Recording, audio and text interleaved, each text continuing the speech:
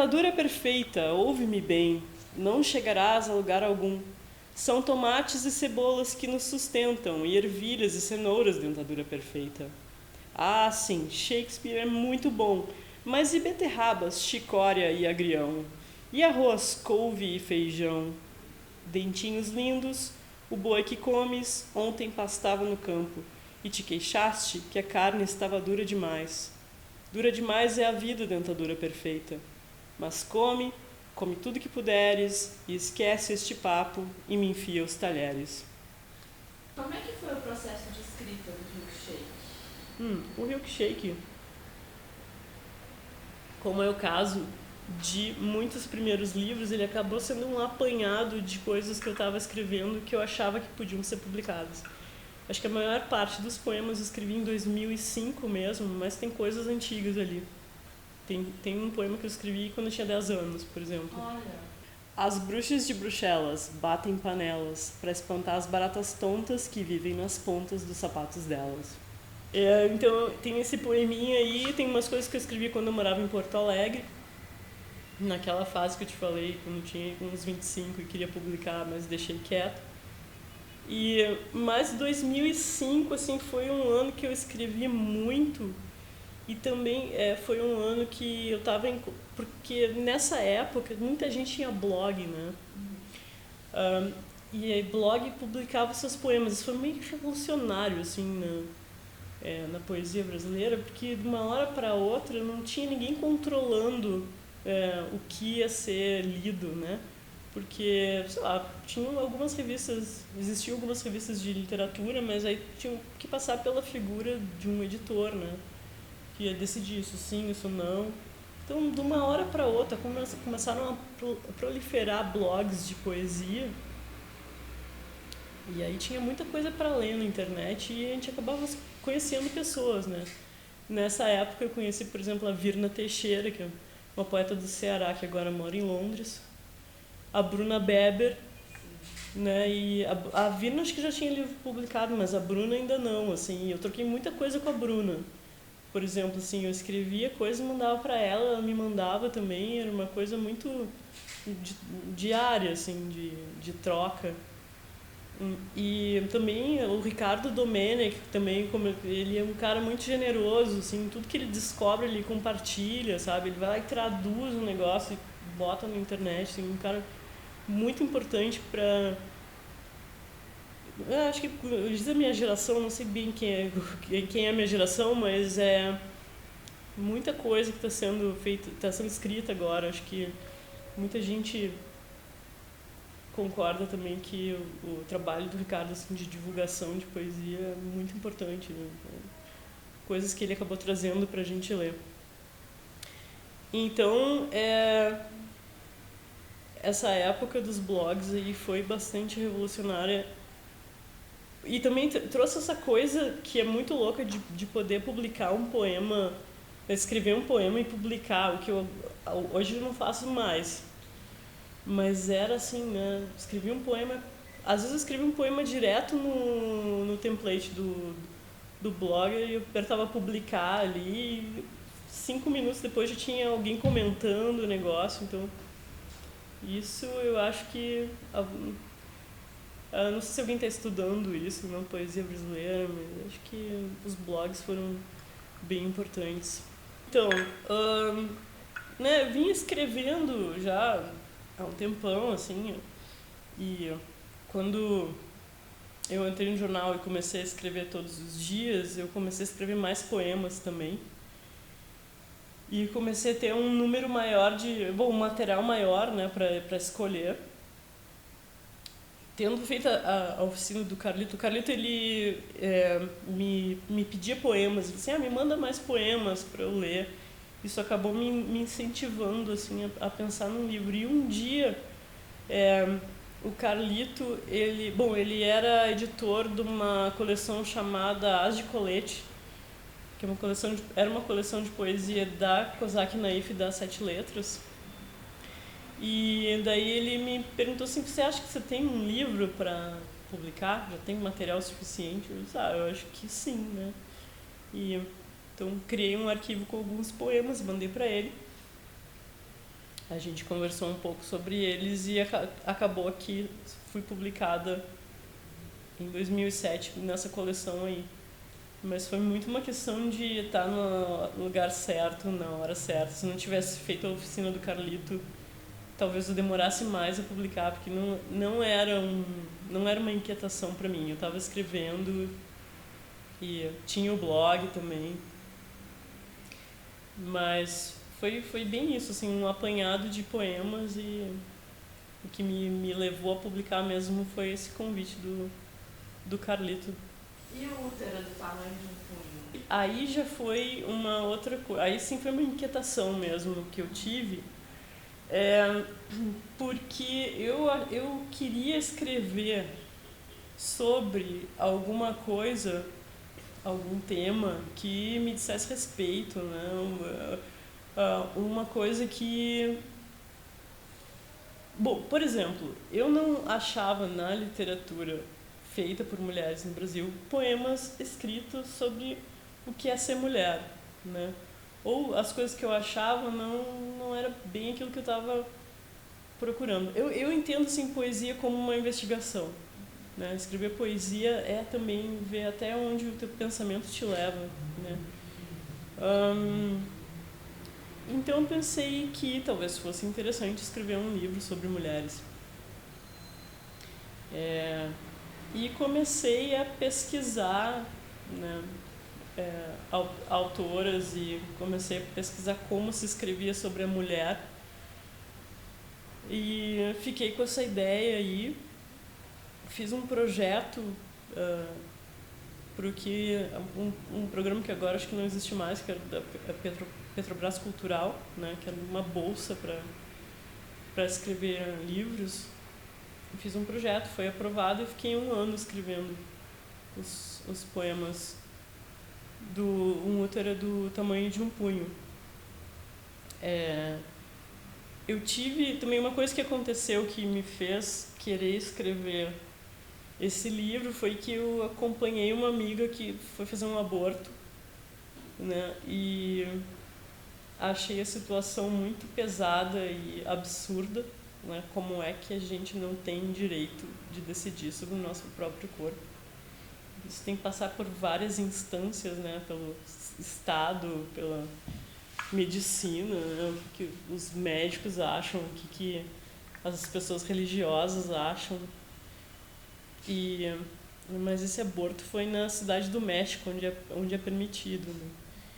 Mas então eu fiquei com essa coisa na cabeça, assim, quem é que manda no corpo da mulher e tal, e depois acabei escrevendo esse poema longo que eu me intitulei Um Útero do Tamanho de um Punho, que foi uma frase que eu achei num texto na internet.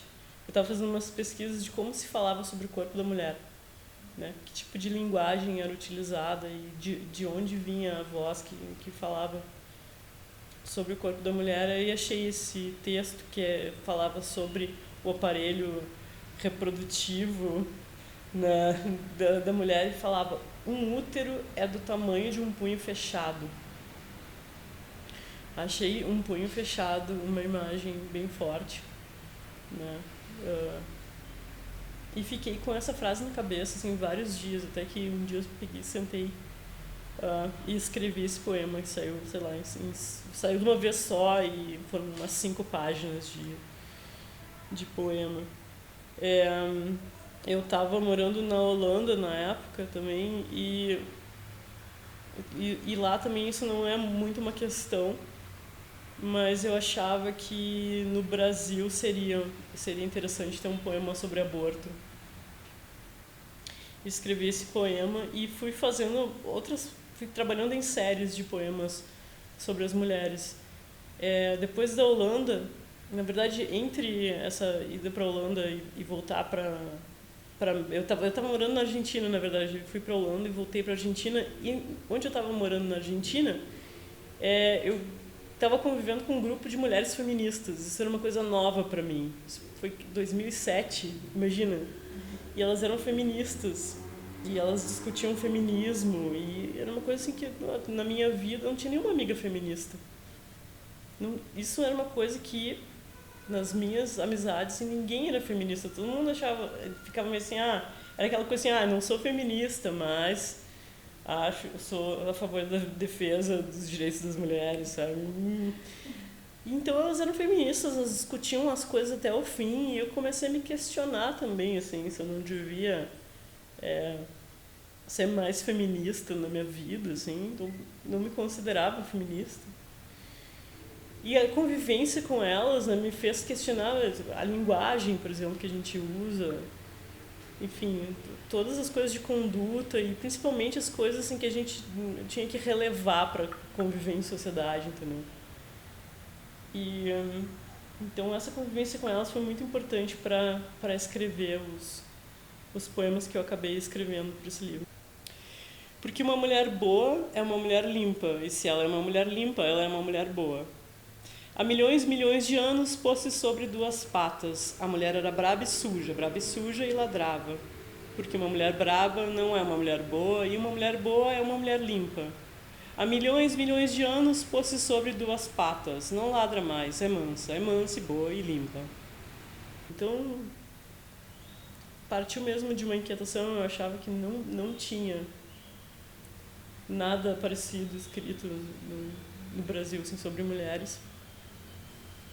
E aí o que eu fiz foi tentar ver como é que eu ia dar conta disso, né? Que aliás é o trabalho de quem escreve, né? Como é que eu vou fazer para escrever isso, né? Como é que eu vou fazer para escrever sobre mulheres? Aí eu encontrei esse jeito aí do livro e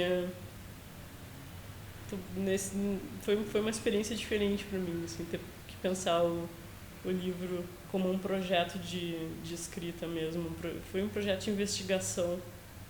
E eu acho que é um livro que eu poderia continuar escrevendo por muito tempo, porque esse assunto não se esgota, né? E eu fico feliz assim, de ver que tem muita mulher escrevendo sobre ser mulher agora. É incrível assim, como em poucos anos, em menos de 10 anos, as mulheres se deram conta de muita coisa. Assim. Eu acho que as redes sociais foram muito importantes para isso, para a gente começar a se questionar, opa, mas isso aqui, será que não é meio estranho, não tá errado isso? Então hoje o Brasil é outro, em termos de feminismo, assim, acho que o Brasil é outro país, assim, a gente está muito mais atenta e se dá mais conta das coisas graças às mulheres ativistas que escrevem sobre isso. Então, eu acho que um bom ponto de partida para escrever é a inquietação ou uma obsessão que a gente tem, né? E eu acho que no caso das mulheres, por a gente estar discutindo tanto vários assuntos, né, que tem a ver com ser mulher, isso acaba sendo levado para a escrita também, né? Eu acho que escrever é tentar dar conta da vida, sabe? De tentar entender.